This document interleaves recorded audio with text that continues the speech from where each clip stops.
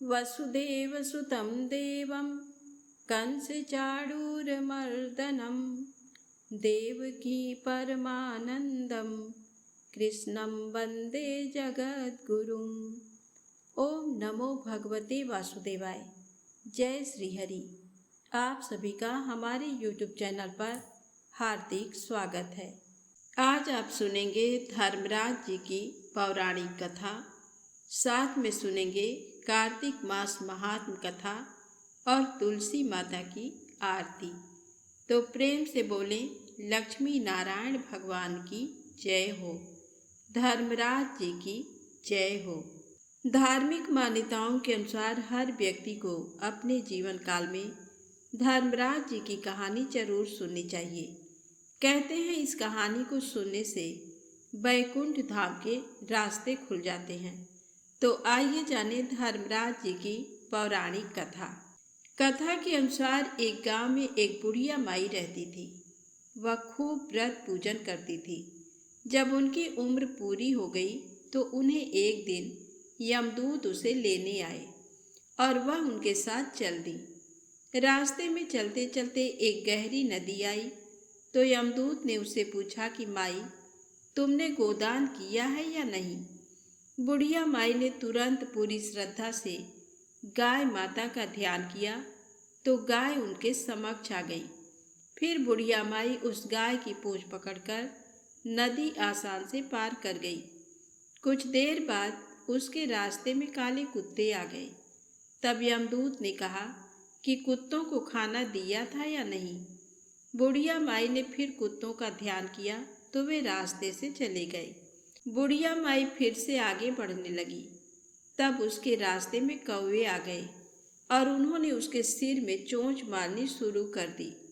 तो यमदूत बोले कि किसी ब्राह्मण की बेटी के सिर में तेल लगाया था या नहीं। बुढ़िया माई ने फिर ब्राह्मण की बेटी का ध्यान किया तो कौवे वापस चले गए। कुछ आगे बढ़ने पर बुढ़िया माई के पैर में कांटे चुभने शुरू हो गए। तब यमदूत बोले कि खड़ाओं का दान कभी किया था या नहीं।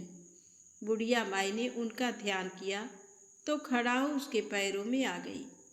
बुढ़िया माई फिर आगे बढ़ी तो फिर चित्रगुप्त जी ने यमराज से कहा कि आप यहाँ किसे लेकर आए हो।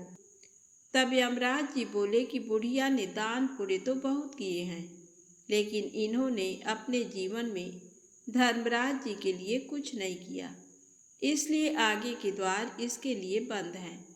धर्मराज की सारी बातें सुनने के बाद बुढ़िया माई बोली कि आप मुझे सिर्फ 7 दिन के लिए धरती पर वापस भेज दें। मैं पूरी श्रद्धा से धर्मराज जी का व्रत और उद्यापन करके वापस यहाँ लौट आऊंगी। यमराज ने उन्हें धरती पर वापस भेज दिया। बुढ़िया माई अपने गांव आ गई और गांव वालों ने उसे भूतनी समझकर अपने घर के दरवाजे बंद कर दिए। वह जब अपने घर गई तो उसके बहू बेटे ने भी डर के मारे दरवाजे बंद कर दिए। बुढ़िया माई ने कहा कि मैं भूतनी नहीं हूँ, मैं तो धर्मराज जी की आज्ञा से सिर्फ 7 दिन के लिए धरती पर वापस आई हूँ। इन 7 दिनों में मैं धर्मराज जी का व्रत और उद्यापन करूँगी, जिससे मेरे लिए परलोक के रास्ते खुल जाएंगे। बुढ़िया माई की बातें सुनकर बहू बेटे उसके लिए पूजा की सामग्री ले आए। लेकिन जब बुढ़िया माई कहानी कहती तब वह हुंकारा नहीं भरते, जिससे बुढ़िया माई बाद में अपनी पड़ोसन को कहानी सुनाती है और पड़ोसन हुंकारा भरती हैं। इस तरह से 7 दिन धर्मराज जी की विधि विधान से व्रत पूजा और उद्यापन करने के बाद धर्मराज जी बुढ़िया को लेने के लिए विमान भेजते हैं। स्वर्ग से आए विमान को देख उसके बहू बेटों के साथ सारे गांव वाले भी स्वर्ग जाने को तैयार हो गए। बुढ़िया माई ने कहा कि तुम कहाँ तैयार हो रहे हो, मेरी कहानी तो सिर्फ मेरी पड़ोसन ने सुनी है, इसलिए वही मेरे साथ जाएगी। तब सारे गांव वाले बुढ़िया माई से धर्मराज जी की कहानी सुनाने का आग्रह करने लगे। तब बुढ़िया माई उन्हें भी कहानी सुना देती है। कहानी सुनने के बाद गांव के सभी लोग विमान में बैठकर स्वर्ग जाते हैं। तो धर्मराज जी कहते हैं, मैंने तो विमान केवल बुढ़िया माई को लेने के लिए भेजा था।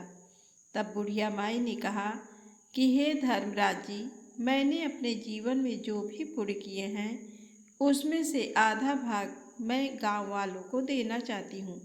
इस तरह से धर्मराज जी ने ग्रामवासियों को भी स्वर्ग में जाने दिया। हे धर्मराज जी महाराज, जैसे आपने बुढ़िया माई और उसके गांव के सभी लोगों को स्वर्ग में जगह दी, उसी तरह से हमें भी देना। कहानी सुनकर हुंकारा भरने वाले को भी, कहानी कहने वाले को भी परलोक में जगह देना। तो प्रेम से बोले धर्मराज जी महाराज की जय हो। आइए सुने कार्तिक मास में सुनी जाने वाली पोपा बाई की कहानी। किसी गांव में एक भाई बहन रहते थे। भाई की शादी हो गई थी, लेकिन उसकी बहन की शादी नहीं हुई थी। बहन का नाम पोपा बाई था। पोपा बाई हमेशा व्रत और नियम करती थी। एक दिन उसके भाई भाभी ने उसे शादी के लिए कहा। तब उसने शादी के लिए मना कर दिया। उसने अपनी भाई भाभी से कहा कि मेरे रहने के लिए गांव के बाहर एक झोपड़ी बनवा दो, मैं उसी में रहकर अपना जीवन व्यतीत कर लूँगी। और उसके बाद उसने गांव के सभी लोगों से कहा, हे गांव वालों, आप लोग अपने अपने गाय बछड़े को मेरे झोपड़े के पास घास चरने के लिए छोड़ दिया करो। मैं सभी के गाय बछड़ों की देख रेख किया करूँगी। जो भी बचा खुचा खाना हो वह भेज देना, मैं वही खाकर रह लूँगी। इसी तरह बहुत दिन बीत गए। एक दिन उस देश का राजा शिकार खेलने जंगल को जा रहा था कि उसकी नज़र गांव के बाहर बने पोपा बाई के झोपड़े पर पड़ी। राजा झोपड़े के पास जाकर आवाज़ लगाने लगा, यहाँ कौन रहता है? जब कोई भी उत्तर नहीं मिला तो झोपड़ी के दरवाजे को खटखटाने लगा। खटखटाने की आवाज़ सुनकर पोपा बाई ने अंदर से ही पूछा, बाहर कौन है? बार बार दरवाज़ा क्यों खटखटा रहे हो? क्या काम है?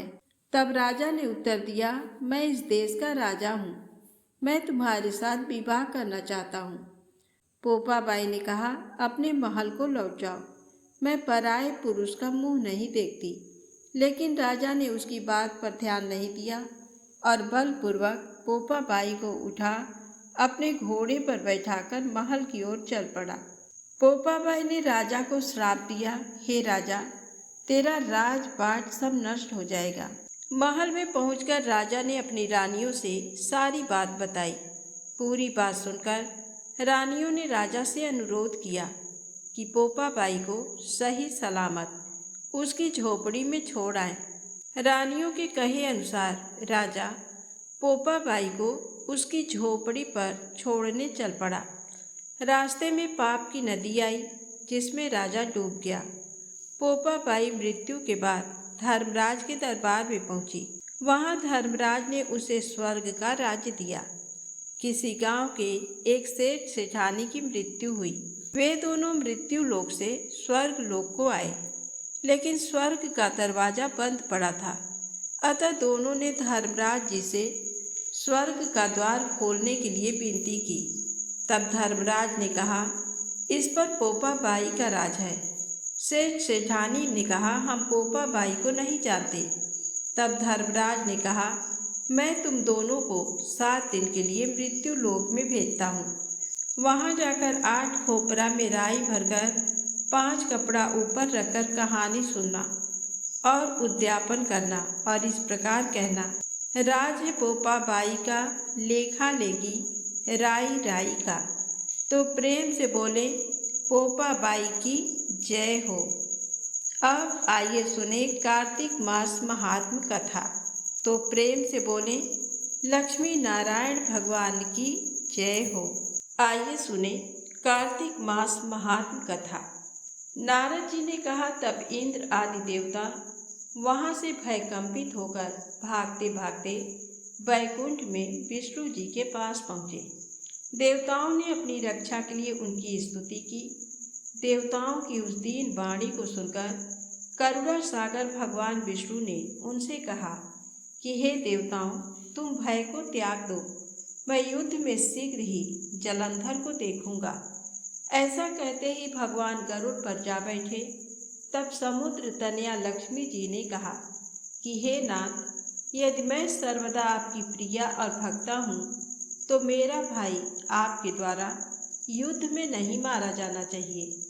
इस पर विष्णु जी ने कहा, अच्छा, यदि तुम्हारी ऐसी ही प्रीति है तो मैं उसे अपने हाथों से नहीं मारूंगा, परंतु युद्ध में अवश्य जाऊंगा, क्योंकि देवताओं ने मेरी बड़ी स्तुति की है। ऐसा कह भगवान विष्णु युद्ध के उस स्थान में जा पहुँचे जहाँ जलंधर विद्यमान था। जलंधर और विष्णु का घोर युद्ध हुआ।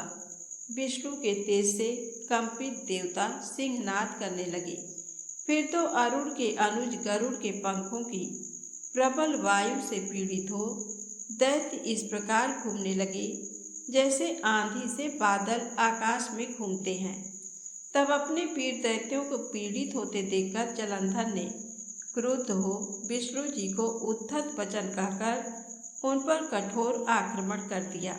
दोनों ओर से गदाओं, बाणों और शूलों आदि का भीषण प्रहार हुआ। दैत्यों के तीक्ष्ण प्रहारों से व्याकुल देवता इधर उधर भागने लगे। तब देवताओं को इस प्रकार भयभीत हुआ देख गरुड़ पर चढ़े भगवान युद्ध में आगे बढ़े और उन्होंने अपना सारंग नामक धनुष उठाकर बड़े जोर का टंकार किया। त्रिलोकी शाब्दित हो गई। पल मात्र में भगवान ने हजारों दैत्यों के सिरों को काट गिराया। फिर तो विष्णु और जलंधर का महासंग्राम हुआ। आज की कथा यहीं समाप्त होती है। प्रेम से बोलें लक्ष्मी नारायण भगवान की जय हो। आइए सुने तुलसी माता की आरती। तुलसी महारानी नमो नमो, हरि की पटरानी नमो नमो। धन तुलसी पूरण तप कीनो, शालिग्राम बनी पटरानी। जाके पत्र मंजरी कोमल, श्रीपति कमल चरण लपटानी। तुलसी महारानी नमो नमो, हरि की पटरानी नमो नमो। धूप दीप नैवेद्य आरती, पुष्पन की वर्षा बरसानी। 56 भोग 36 व्यंजन, बिन तुलसी हरि एक न मानी। तुलसी महारानी नमो नमो, हरि की पटरानी नमो नमो। सब सखी मैया तेरो यस गामे, भक्ति दान दीजय महारानी। नमो नमो तुलसी महारानी, तुलसी महारानी नमो नमो। तुलसी महारानी नमो नमो, हरि की पटरानी नमो नमो। प्रेम से बोलें तुलसी माता की जय हो। श्री हरि विष्णु भगवान की जय हो।